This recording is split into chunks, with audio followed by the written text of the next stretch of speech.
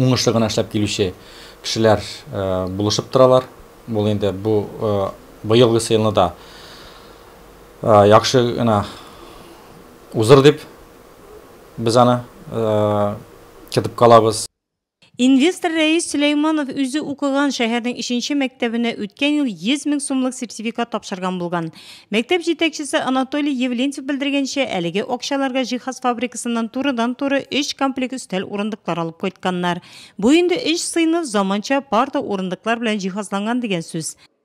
В течение этих 5 лет Раис Ахтямович постоянно 5 ел дәвамында Рәис Ахтямович безнең мәктәп белән элемтәдә тора. Үткән ел гына август аенда безгә ул 100 мең сумлык сертификат тапшырды. Мәктәп җиһазы искергән иде. Безнең өчен бу бик зур ярдәм булды. Быел исә мәктәп Рәис Сөләйманов булышлыгы белән 50 мең сумлык сертификатка ия булган. Бу акчага мәктәп җитәкчелеге ремонт өчен буяулар алырга ниятләгән. Бүгенге көндә биредә кайбер сыйныфлар яңа уку елына әзерлек сызыгында. Идән урындыклар буялган, кипкәнен генә көтәсе. Эти деньги сразу перечислили. Бу акчаны строймастерга күчердек, буяулар төзелеш материаллары алдык. Шәһәрнең 3-нче мәктәбенә бу ел 55 ел. Шул еллар эчендә бу мәктәпне тәмамлаучылар онытмыйлар, булышып торалар ди мәктәп җитәкчесе. Мәктәптә уңайлы мохит дәүләт программасы нигезендә керү ишекләре янында пандуслар кую эшләрен башлап җибәргәннәр.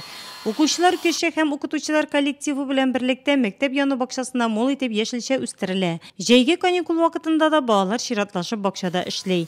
Үз мәктәбеңә булыш республика акциясе дәвам итә. Кемдер иганәчелек итсә, үз хезмәте белән ярдәм итәргә теләүчеләр дә бу чарада катнаша ала.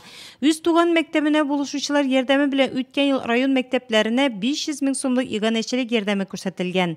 Күчерелгән барлык акчалар үтә күренмәле һәм максатчан файдаланыла ди район мәгарифлеге җитәкчесе Ленар Мәнәпов. Акчалата күчерү булса, мәктәпләрнең бар внебюджетный счетлары дип безне без аларны. Менә ул счетка күчерелә. Акча бөтенесе күренә.